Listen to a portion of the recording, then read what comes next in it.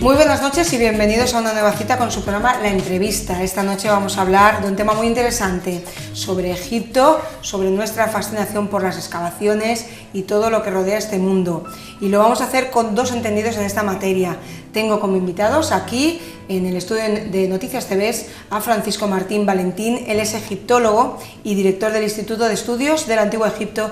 Muy buenas noches y bienvenido, Francisco. Hola, buenas noches, muchas gracias. Y también tenemos a Teresa Bedman, ella también es egiptóloga y gerente de ese instituto, del Instituto de Estudios del Antiguo Egipto. Buenas noches y bienvenida. Hola, buenas noches, muchas gracias. Ambos estuvieron hace unos días invitados por el Club de Opinión y a través del Instituto Valenciano de Egiptología para dar una conferencia aquí en Benidorm, en el Salón de Actos del Ayuntamiento. Hablaron sobre dos excavaciones, una que han llevado a cabo entre el 2000 y el 2008 en Egipto y otra que comenzaron en el 2009 si no me sale mal, ¿verdad? Correcto. Hasta no ha acabado, todavía están en ella. Este año, en unas semanas, volverán a Egipto para continuar. A mí me gustaría empezar hablando con Francisco y con Teresa de esa primera excavación que llevasteis a cabo. Daba en esa conferencia del Club de Opinión, daba Francisco algunos datos, y es que solamente hay 300 expediciones excavando en Egipto. Extranjeras, aproximadamente. Sí, son 300. Vosotros sois una de ellas. Sí. La primera vez llamados o encargados por el propio gobierno egipcio, sí. Y después, en esta segunda, vosotros pudisteis, entre comillas, elegir, ¿no? Sí. Pero esa primera excavación, ¿cómo fue la propuesta? ¿Qué es lo que había allí y cómo la habéis dejado? Vamos a ir viendo imágenes y van ustedes a ver que la transformación es asombrosa, ¿verdad? Sí, sí. Bueno, pues realmente la propuesta fue muy sencilla. Nosotros tradicionalmente, a través del Instituto de Estudios del Antiguo Egipto, acudíamos a Egipto para solicitar permisos especiales de investigación. Nos abrían monumentos especiales pues porque estuviéramos haciendo alguna pesquisa de algo o para escribir artículos o algún tipo de actividad científica, ¿no? Y las autoridades de la orilla occidental, que era de Luxor, que es donde fundamentalmente íbamos, nos conocían ya, eran amigos, y un día nos dijeron frontalmente: ya está bien de que pidáis permisos para vuestras cosas, dedicad vuestro tiempo a cooperar aquí. Y fue tan sencillo como eso. Nosotros aceptamos y ya nos designaron el monumento en cuestión, que era la tumba 353 del mayordomo de Amón, Senenmut. Es una tumba terránea, ¿no? ¿Verdad? Sí, Cuéntanos sí, un poquito, sí, Francisco o Teresa.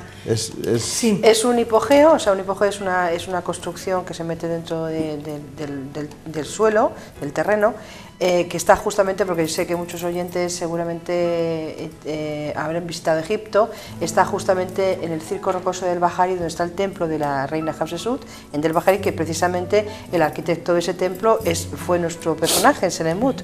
Bueno, pues debajo de ese templo, con 100 metros bajo tierra, se encuentra una cámara secreta que pertenece al mismo tiempo, porque siempre se había dicho que era una tumba, pero después de nuestras investigaciones descubrimos que era una parte más del templo, una cámara secreta que se hace el propio Senenmut para estar con su reina en el más allá, porque es verdad que la vida también estuvo en el más acá, o sea que la eternidad tenía también que estar en el más allá.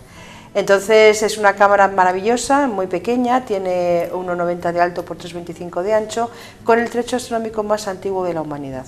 Entonces allí lo que hicimos fue, bueno, pues excavaciones, hicimos una restauración, limpieza, y lo más importante es que, aunque está todavía sin publicar porque la crisis nos ha pegado a todos, pues es la publicación de los trabajos que allí hicimos y sobre todo los textos de esta cámara, que es lo más importante, ¿no? Entonces, bueno, estamos esperando que pase la crisis, nada más. Teresa y Francisco, esa tumba terránea, o como tú comentabas, es parte de toda esa zona, ¿no?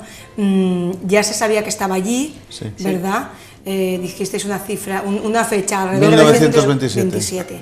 Ya se sabía. Es una cosa que vosotros, por lo que vimos en esa conferencia, tuvisteis que bajar allí, empezar de un simple agujero, excavasteis hacia tierra, hacia abajo, bueno, imágenes espectaculares, ¿verdad? Un súper estrecho, ellos lo afianzaron, bajaron hasta abajo, a lo largo de esos años de excavación fueron limpiando, como me comentaba antes Francisco un poquito antes de empezar la entrevista, poco a poco, ¿verdad? Por cuadrículas que llamáis vosotros, sí, ¿verdad? Es un trabajo muy arduo. Sí, muy arduo. Por hacerlo y por lo que vais encontrando también. Claro, en esa primera tumba pues era muy estrecha porque tenía como en algunos trozos 1,90 de alto por 85, a veces 1 metro, dependiendo, ¿no?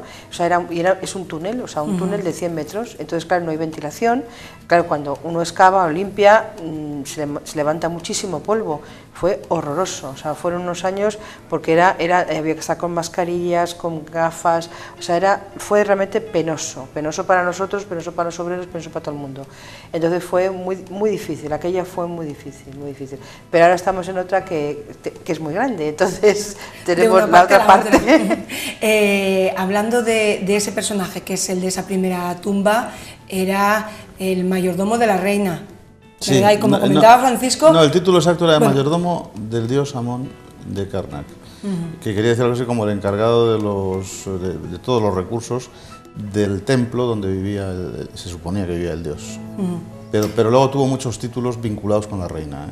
¿Una de las pocas reinas o faraonas egipcias? Una de las 5 que nos consigna la historia, pero para mí la más interesante y la más rotunda.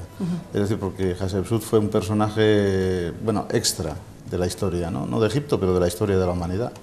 Y realmente, como decía Teresa en una conferencia que nos dio en Valencia hace 2 días, Hatshepsut fue la obra de Senenmut, es como el Pigmalión. Es una historia interesantísima entre los dos personajes. Porque él también es una persona, no la reina en este caso, pero sí él, el mayordomo, es una persona del pueblo, ¿no? Sí, sí. Como contabais vosotros en esa conferencia. Lo curioso es eso, que venía del pueblo llano, pero fue una persona que por sus capacidades y sus méritos y sus conocimientos ascendió a lo más alto, a la sombra de la faraona. Difícil en una sociedad clasista, vosotros que conocéis el antiguo Egipto, ¿verdad? No es tan clasista, ¿no? O sea, la idea que tenemos de Egipto no es muy...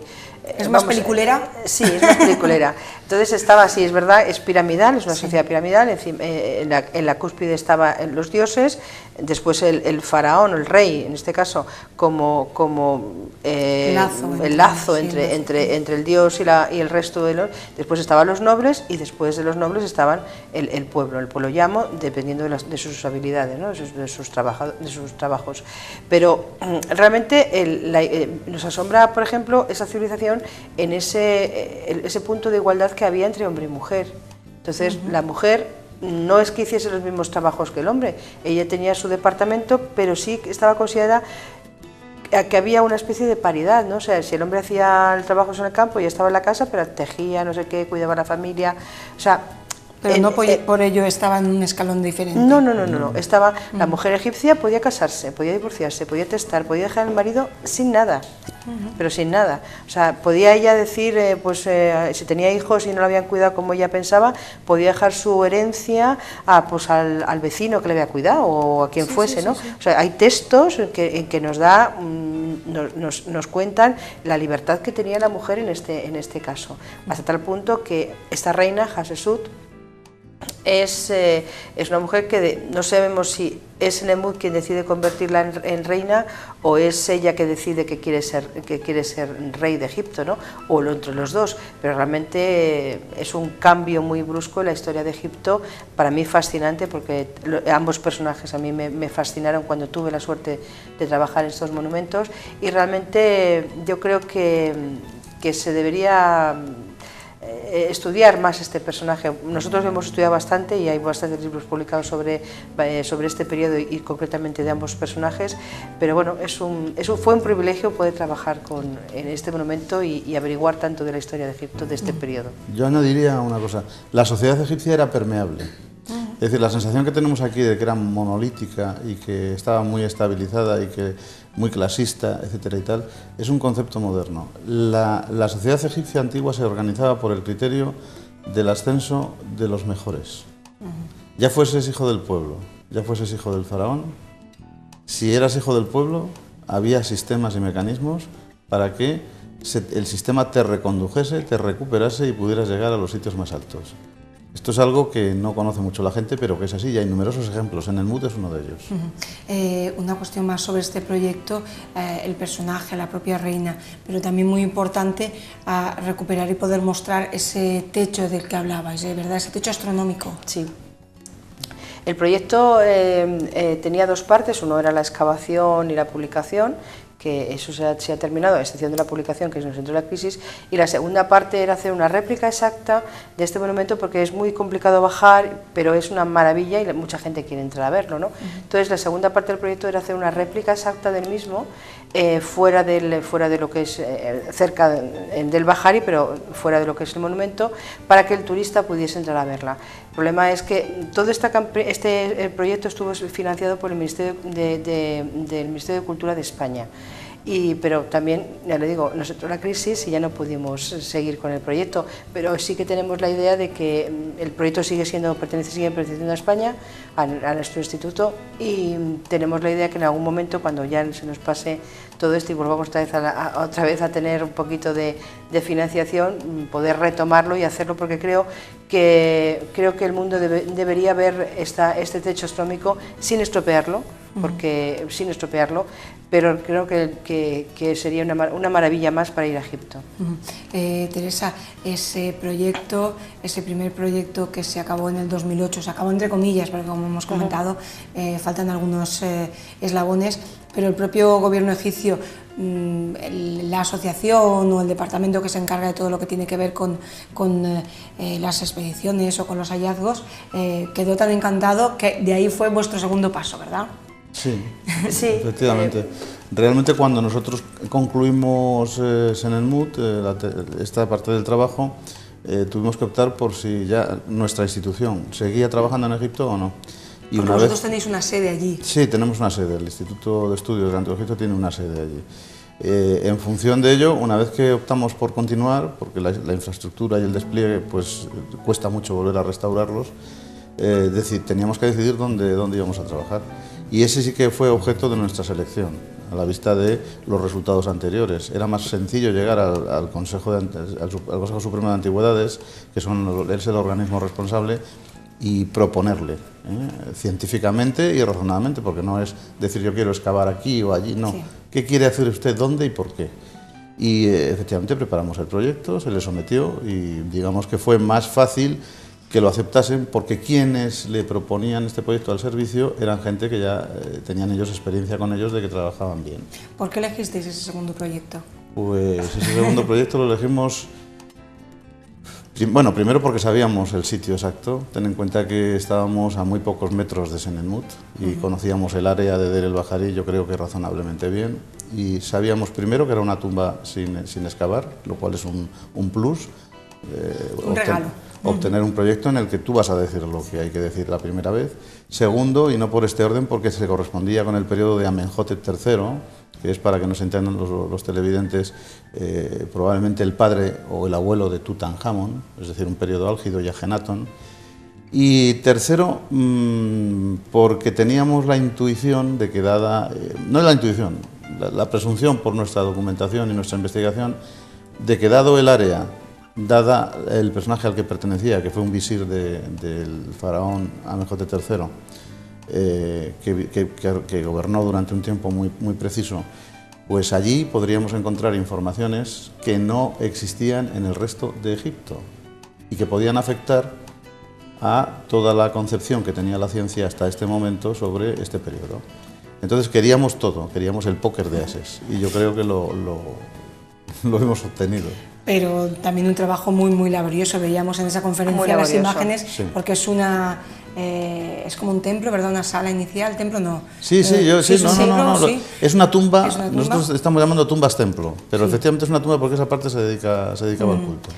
En su origen tenía 30 columnas, de las cuales tan solo quedaban 2 en pie, el resto estaba todo caído, bueno, como se pueden ver en las imágenes, lleno de cascotes. O sea, la superficie entre el patio y la tumba son más de 1000 metros cuadrados y bueno, teníamos 6 metros de resto arqueológico que ha habido que quitar en estos últimos, del 2009 al 2013, no piensa la gente que vamos un año completo, no, solamente por motivos también económicos, solamente podemos ir de octubre a diciembre, ¿no? Entonces todo eso se tiene que ir quitando a mano, con brocha, con muchísimo cuidado, porque hay muchísimo jeroglífico, porque está todo caído. Entonces ahora hemos quitado todo eso, nos ha salido una cantidad de hallazgos impresionantes, muchísimos personajes además de diferentes periodos, porque esa tumba se consideró, después de fallecido nuestro visir, se consideró un lugar santo, y después era un sitio de prestigio enterrarse allí. También hemos encontrado allí también donde se fabricaba, había un taller de momificación, que es una cosa que no estaba documentado, y nosotros lo hemos podido documentar. O sea, es un sitio que ha tenido muchos procesos históricos diferentes. O sea, hemos ido la historia hacia atrás hasta llegar a 6 metros hacia abajo, y ahí hemos ido quitando capas de historia donde nos ha dado mucha información de esos momentos históricos diferentes. Y bueno, y ya el premio gordo nos lo llevamos el año pasado, el 4 de noviembre del 2013. El premio gordo por ahora, ¿eh? Por ahora. Ah, por supuesto. Sí, por ahora. Cuando descubrimos las inscripciones que son la prueba de la corregencia, según creemos nosotros. ¿Y esa corregencia nos la va a aplicar Francisco o Teresa? Sí. No, él. Aquí para los neófitos se llama... Sí, muy sencillamente. Hay un faraón súper importante, aquí, como si fuera Isabel y Fernando, algo así. En España. Vamos a decir, todo el mundo ha oído hablar casi todo el mundo de Akenatón, o Ajenatón, como hay que decirlo. Ajenatón fue el faraón que se le imputa el haber creado el monoteísmo, haber creado la religión de un dios único llamado Atón, y haber suprimido la de todos los dioses. Esto no es exactamente tan lineal, pero bueno, esta es la idea general. Y esto es lo que se creía hasta ahora, que él solito, después de la muerte de su padre, Amenhotep III, pues como una especie de acto de rebeldía, decidió que se acabó, que se iba a enfrentar a todos los dioses por razones que no se sabían muy bien, y que decidió de una manera irrazonable suprimir los cultos, crear el monoteísmo y marcharse a una ciudad que se llama Amarna ahora, en nombre árabe, y allí crear un idílico paraíso único, etcétera. Bueno, pues esto no fue así.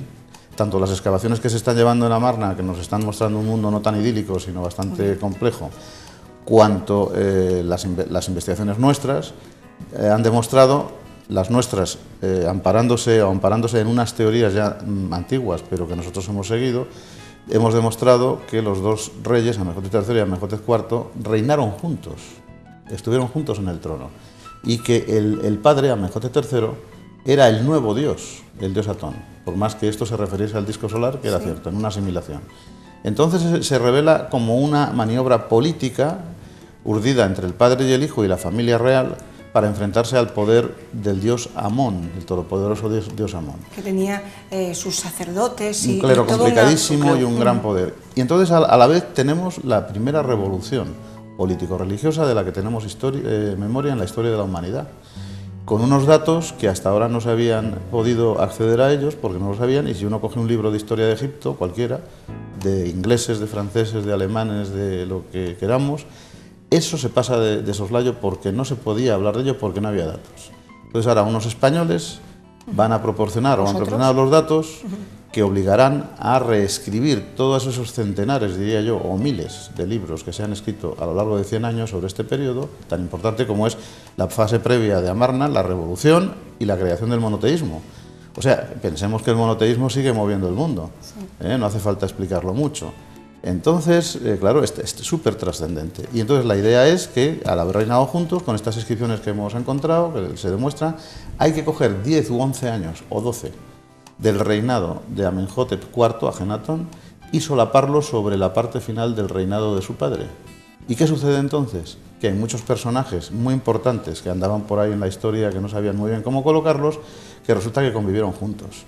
Y eso va a explicar muy bien cómo interactuaron, quién era protagonista de qué o autor de qué iniciativa y qué pasó. Y un ejemplo que ponemos siempre es quién fue el padre de Tutankamón. Hasta ahora se decía que era Ajenatón en todos los sitios, y nosotros estamos en situación de defender que no, que es más probable que el padre fuese Amenhotep III. Entonces serían el cuarto y Tutankamón serían hermanos. Claro, hermanos de padre que no de madre, porque eso era otra de las posibilidades, eran familia. Y sin embargo, toda esta información que, como tú has comentado, transforma libros, transforma ideas o presupuestos que se traían ya de mucho tiempo atrás, hace referencia a lo mejor solo a 5 o 10 años. Es insólito, es algo insólito. Investigar, bucear en un pozo cronológico o en un fragmento, en un lapso cronológico de 5 años en una historia de 3.500, que se dice fácil, nos da la solución a muchos enigmas que todavía hoy debaten a la egiptología y que por comparación y compensación han producido más literatura que los 3.000 años anteriores. Entonces, claro, es como buscar una aguja en un pajar, literal. Y nosotros hemos encontrado la aguja en el pajar y la ponemos encima de la mesa, es un dato, y ahora yo creo que todas las escuelas egiptológicas mundiales, y que se me perdone la inmodestia, deberán al menos analizar este descubrimiento para asumirlo o descartarlo, pero con fundamento. Es decir, todos han de pasar por esta especie de estrecho paso que tenemos nosotros, de esa aguja en el pajar, pero que es fundamental. Habéis encontrado en ese segundo proyecto lo que comentaba Teresa, esa zona para momificar, ¿verdad? Sí. Ese dato que transforma una parte de pequeña, pero que transforma el resto de la historia, sí, del Antiguo Egipto. Pero a la vez hay una foto muy llamativa, y es que habéis encontrado otra zona de entrada a algún sitio, ¿puede ser? A una nueva tumba, sí, que este año, si Dios quiere, porque salimos en unos días a empezar la nueva campaña, pues vamos a abordar, porque fue una cosa muy curiosa. Fue en el año 2010, ¿no? 10. Estábamos cerrando, estábamos ya dejando todo listo para cerrar, porque se tarda una semana en dejar todo para que quede todo bien, y 2 días antes, justo del cierre, estaban los obreros, estaban simplemente allanando y tal, de repente se cayó un trozo de pared así, se cayó, y de repente apareció una tumba con una abertura, sí, pero cerrada con mampostería antigua, con cascotes, barro, no sé qué. Claro, nos quedamos diciendo, Dios mío, y nos vamos pasado mañana.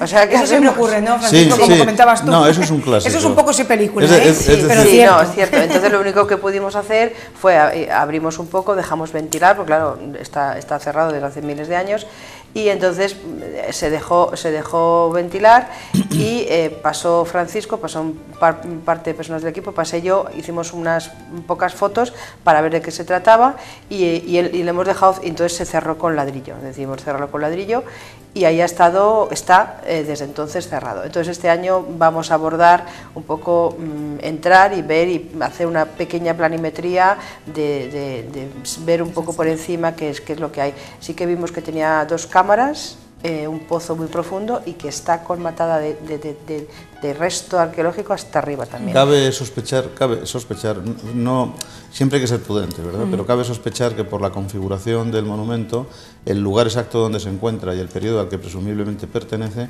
y teniendo en cuenta que parece que estuviera intacta, pudiera albergar una especie de tumba colectiva con bastantes cuerpos. 2 o 3 cuestiones, ya que estamos casi terminando la entrevista.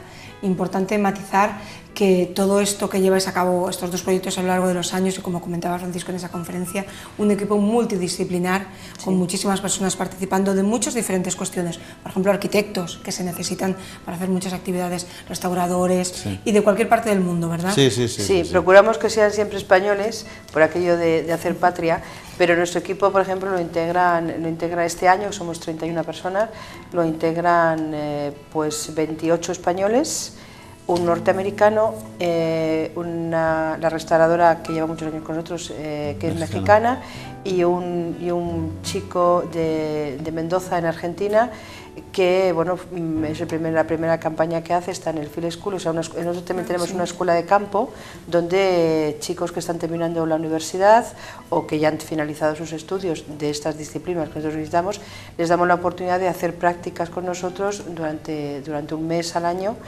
Y bueno, pues de Mendoza, Argentina, pues viene este muchacho, ¿no? Entonces, y bueno, pues y después tenemos el equipo egipcio, porque también después tenemos gente egipcia, egipcio también dentro del equipo técnico, técnicos, restauradores. Y después aparte tenemos como entre 40 y 60 obreros que son los que nos ayudan realmente a mover esta ingente cantidad de material y resto que se criba y tal. O sea que el equipo es muy grande, somos alrededor de casi 90 personas en total. Un pequeño ejército. Sí, sí, sí.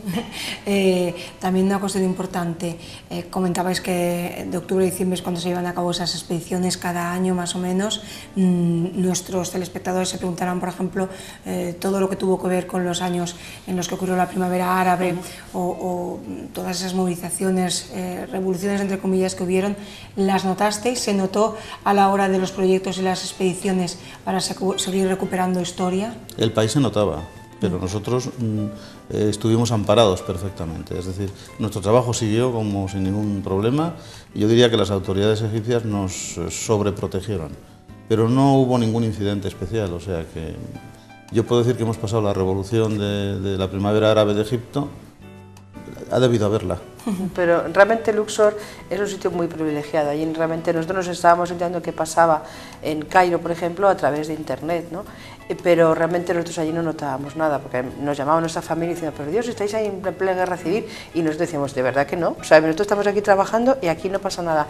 Eso es un poco, y realmente Egipto tiene tenía mucha conciencia de lo que tienen que, entre comillas, preservar. Sí. Los un poco su egipcios futuro. son egipcios y realmente son conscientes de su historia y son conscientes de que son personas que tienen que dar un paso al frente como lo han dado, como lo dieron el año pasado, y realmente lo que no les estaba gustando es dónde les estaba llevando su gobierno y bueno, yo creo que hay que darles una oportunidad. Ha rectificado el rumbo. A rectificar el rumbo. Egipto es un país muy seguro, es un momento para ideal. Para la gente que le guste tanto, como comentaba Francisco en esa conferencia, deben ir ahora. Ese misterio, ese riesgo, ¿no? Este es el momento para ir. Es el momento para ir, porque realmente es verdad que todavía el turismo no ha vuelto en masa, la gente está deseando que la gente vaya, está todo abierto, se ven tumbas que antes estaban cerradas, o sea, es un momento muy bonito, más barato, entonces bueno, pues todo eso hace... Hay menos turistas. Exacto, es que visitar prácticamente solo los monumentos es un privilegio que no se entiende. Si no cuando viene la oleada del turismo es algo imposible visitar los lugares y ponerse en contacto con el monumento en soledad, eso es impagable. Impagable. Entonces yo animo desde aquí a todo el mundo que nos esté viendo que vaya a Egipto. Si va de octubre a diciembre, que no se olvide que hay un grupo de españoles allí en Del Bahari que estaremos encantados de recibir a cualquiera para enseñar lo que estamos haciendo. Y bueno, pues que vayan. Sí, que vayan. Vosotros tenéis una página web del instituto, sí. Ahí vertéis muchísima información, yo lo he estado viendo. Hay una página, si me permites la indico, es www.visiramejotep.es y ahí de hecho tenemos toda la información. Y además tenemos un diario de excavación que estamos diariamente ponemos pues fotografías y lo que nos pasa muchísimas cosas divertidas, ¿no? Divertidas. Como esa foto de Francisco en el hueco. Saliendo del hueco, sí. Entonces, bueno, pues hacemos un poco, o sea, porque es verdad que hay muchísima gente que nos sigue, no solamente de España, sino de otra parte del mundo, y que nos preguntan, nos animan, no sé qué, se crea ahí un vínculo en medio de África y el resto del mundo muy interesante y que al mismo tiempo pues yo que sé, es muy agradable poder compartir una experiencia que es única, porque hablábamos al principio de que hay unas 300 misiones arqueológicas, ahora no han quedado tantas después porque claro, se junta la revolución con la crisis en Europa y en otros países y ya no somos tantas, ¿no? Pero sí tenemos todos conciencia de que somos unos grandes privilegiados, porque realmente estar en contacto con un artesano que hizo, no sé, este vaso hace 3000 años y de repente de él pasa a ti, a tus manos, y lo tocas y lo sientes, es como... Hay pocos ADNs en esos restos, los tuyos y los del que lo deja. Claro, y es el segundo que casi puedes sentir la otra mano al otro lado de la persona que lo hizo. Es una cosa que no se puede explicar, pero es muy... Hay que sentirlo. Yo recomendaría también, perdón, que si quieren ir a la página del proyecto, pero es más sencillo también si hacen www.ieae.es. Lo pondremos conforme hemos estado haciendo la entrevista. IEAE quiere decir Instituto de Estudios Antiguo Egipto. IEAE.es, porque ahí se entra en la página del instituto y ya a la página de los proyectos. Y viene toda la información, nosotros lo hemos puesto en un banner por abajo. Pues se nos ha terminado el tiempo así casi sin darnos ni cuenta, por lo menos a mí. Y yo quería agradecerle tanto a Francisco Martín Valentín como a Teresa Bedman que nos hayan contado de primera mano aquí en Noticias TV esos dos proyectos que ellos llevan a cabo y en los que todavía seguro que tienen mucho que encontrar, porque ellos en tan poquito tiempo, porque a mí me parece que vosotros se os ha pasado muy rápido, tanto el reto como el otro, habéis hecho descubrimientos esenciales. Quiero daros las gracias por haber estado aquí conmigo. Gracias a vosotros, gracias a vosotros siempre. Y nosotros pues nos despedimos, ya saben ustedes, hasta la próxima entrevista. Muy buenas noches.